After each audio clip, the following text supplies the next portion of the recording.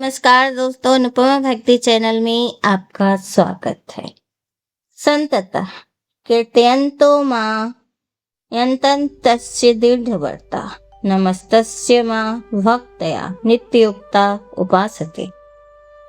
ये महात्मा मेरे महिमा का नित्य कीर्तन करते हुए दृढ़ संकल्प के साथ प्रयास करते हुए मुझे नमस्कार करते हुए भक्ति भाव से निरंतर मेरी पूजा करते। सामान्य पुरुष की रबर की मुहर लगाकर महात्मा नहीं बनाया जाता। यहाँ पर उसके लक्षणों का वर्णन किया गया है। महात्मा सदैव भगवान कृष्ण के गुणों का कीर्तन करते हैं। उनके पास कोई दूसरा कार्य नहीं रहता। वह सदैव कृष्ण के गुणगान में व्यस्त रहते हैं। दूसरे शब्दों में निर्वेशवादी नहीं होता। जब गुणगान का प्रश्न उठे तो मनुष्य को चाहिए कि वह भगवान के पवित्र नाम, उसके नित्य रूप, उनके दिव्य गुणों तथा उनकी असामान्य लीलाओं की प्रशंसा करते हुए परमेश्वर की महिमा मंडित करे। इसी सारी वस्तुओं को महिमा मंडित करना होता है। अतः महात्मा भगवान के प्रति आसक्त रहता है। जो व्यक्ति परमेश्वर के निराकार रूप ब्रह्म ज्योति के प्रति आसक्त होता है उसे भगवत गीता में महात्मा नहीं कहा गया। वो अगले श्लोक में अन्य प्रकार से वर्णित किया गया है। महात्मा सदैव भक्ति के विविध कार्यों में विष्णु के श्रवण कीर्तन के व्यस्त रहता है, जैसा कि श्री भगवान के भागवत में उल्लेख है। यहाँ भक्ति, श्रवण, कीर्तन, वैष्णव तथा स्मरण ऐसे महात्मा अनंतः भगवान के 5 दिव्य रसों में से किसी एक रस का सानिध्य प्राप्त करने के लिए दृढ़ व्रत होता है। उसे प्राप्त करने के लिए वह मनसा वाचा कर्मणा अपने सारे कार्यकलाप का भगवान कृष्ण की सेवा में लगाता है। यही पूर्ण कृष्ण भावनामृत कहलाता है। भक्ति में कुछ कार्य है जिसे दृढ़ व्रत कहा जाता है तथा इनके प्रत्येक एकादशी को तथा भगवान के अतिभाव दिवस जन्माष्टमी पर उपवास करना होता है। ये सारे विधि विधान महान आचार्यों द्वारा उन लोगों के लिए बनाए गए हैं जो दिव्य लोक में भगवान का सानिध्य प्राप्त करने के इच्छुक हैं। महात्मा जन इस विधि विधान का दृढ़ता से पालन करते हैं। उनके लिए वांछित फल भी प्राप्त निश्चित रहती, जैसा किसी अध्याय के 2 श्लोक में कहा गया है। वह भक्ति न केवल सरल है पितु इसे सुख पूर्वक किया जा सकता है। इसके लिए कठिन तपस्या करने की आवश्यकता नहीं पड़ती। मनुष्य सक्षम गुरु के निर्देश से इस जीवन की गृहस्थ, सन्यासी या ब्रह्मचारी रखते हुए भक्ति में बिता सकता है। संसार के किसी भी अवस्था में कहीं भी भगवान की भक्ति करके वास्तव में महात्मा बना जा सकता है। ज्ञान यज्ञेन चाम्बन्य यजन्तो मामुपासते एकत्वेन पृथक्वेन बधुआ विश्वतो मुखमहु। अन्य लोग जो इस ज्ञान के अनुशीलन द्वारा यज्ञ में लगे रहते हुए भगवान की पूजा उनके अर्धीय रूप में विविध रूपों में तथा विश्व रूप में करते हैं।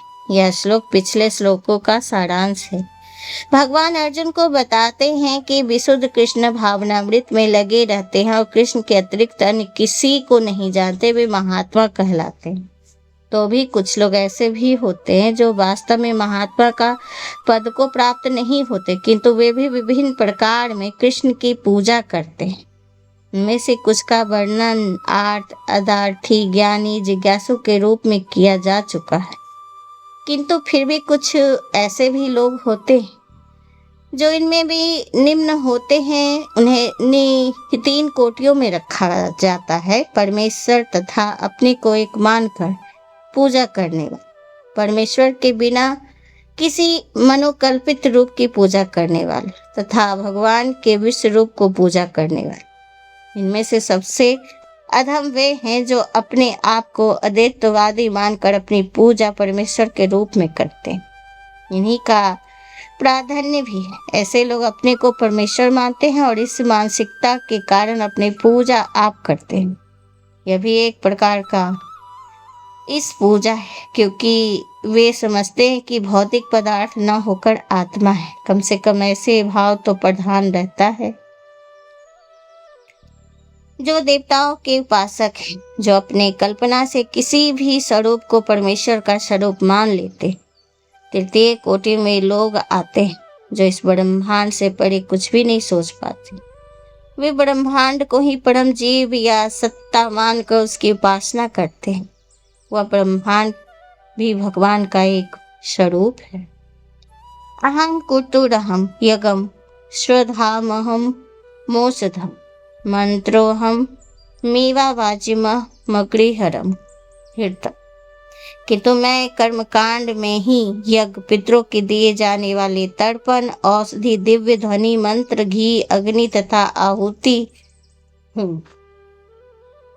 ज्योतिषियों नामक वैदिक यज्ञ भी कृष्ण है। स्मृति में वर्णित महायज्ञ भी वही है। पितरलोक की अर्पित तर्पण या पितरलोक को प्रसन्न करने के लिए किया गया यज्ञ, जिसे धित रूप में एक प्रकार का औषधि माना जाता है, वो भी कृष्ण ही है। इस समझ में जिन मंत्रों का उच्चारण किया जाता है वे भी कृष्ण है। यज्ञों में आहुति के लिए प्रयुक्त होने वाला दूध से बनी अनेक वस्तुएं भी कृष्ण है। अग्नि भी कृष्ण है, क्योंकि अग्नि 5 तत्वों में से एक है, तो वह कृष्ण की भिन्न शक्ति कहीं जाती है।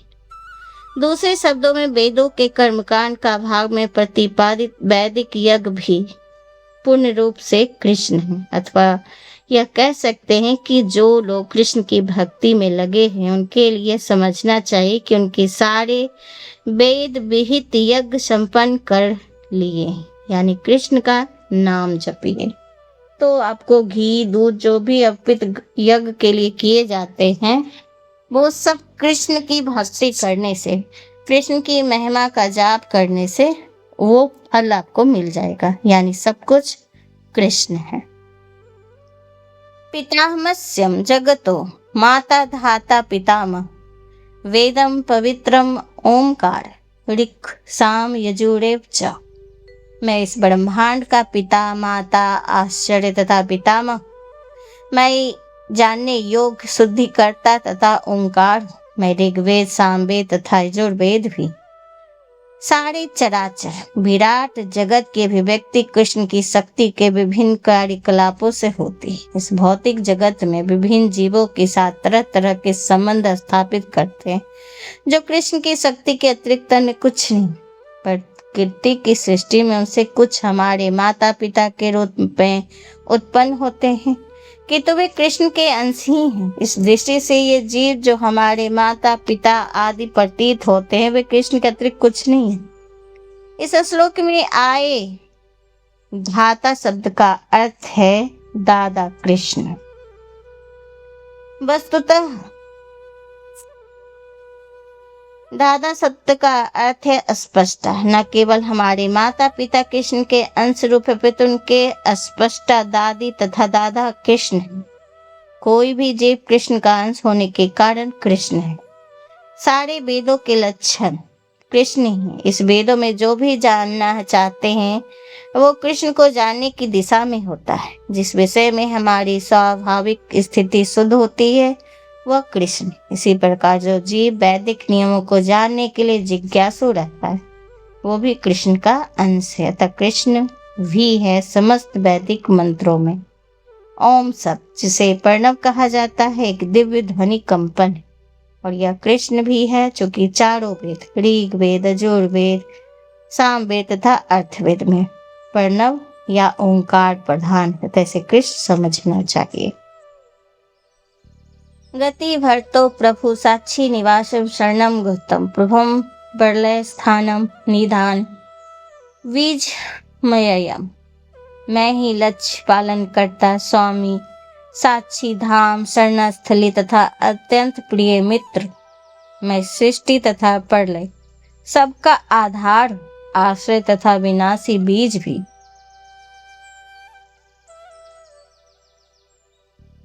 गति का अर्थ है, गति का अर्थ है गंतव्य या लक्ष्य जहां हम जाना चाहते, लेकिन चरण लक्ष्य तो कृष्ण है। यद्यपि लोग इसे जानते नहीं। जो कृष्ण को नहीं जानता वह पथभ्रष्ट हो जाता है। उनकी तथाकथित प्रगति या तो आंशिक होती या फिर भ्रमपूर्ण।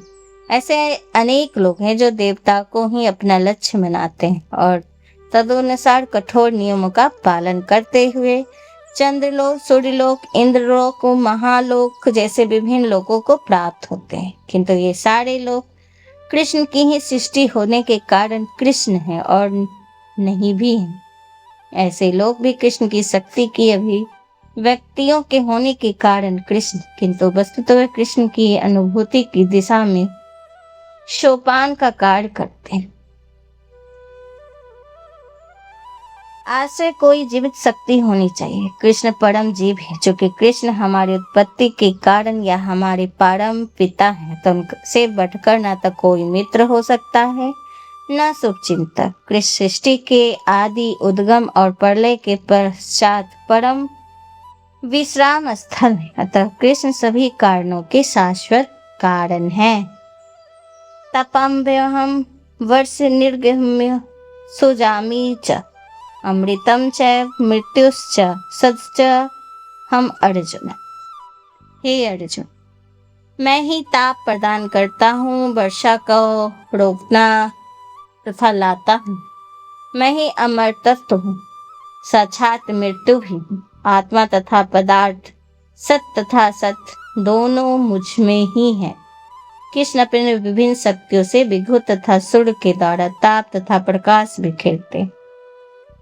ग्रीष्म ऋतु में कृष्ण को आकाश से वर्षा नहीं होने देते हैं और वर्षा ऋतु में वही अनवरत वर्षा की झड़ी लगाते हैं। जो शक्ति हमें जीवन प्रदान करती है वह कृष्ण है और अंत में मृत्यु रूप में हमें कृष्ण मिलते हैं। कृष्ण की इन्हीं विभिन्न शक्तियों का विश्लेषण करने पर यह निश्चित हो जाता है कि कृष्ण के लिए पदार्थ तथा आत्मा में कोई अंतर नहीं।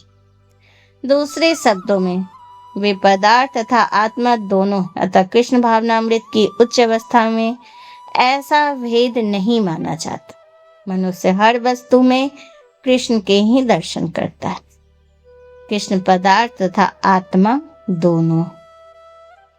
रैविद्या मां शोम्पा पुत पापा यज्ञेरिष्टा स्वर्गति प्रार्थनन्ते ते पुण्यमा शांग सुरेंद्र लोक मसंति दिव्यन दवी देव भोग।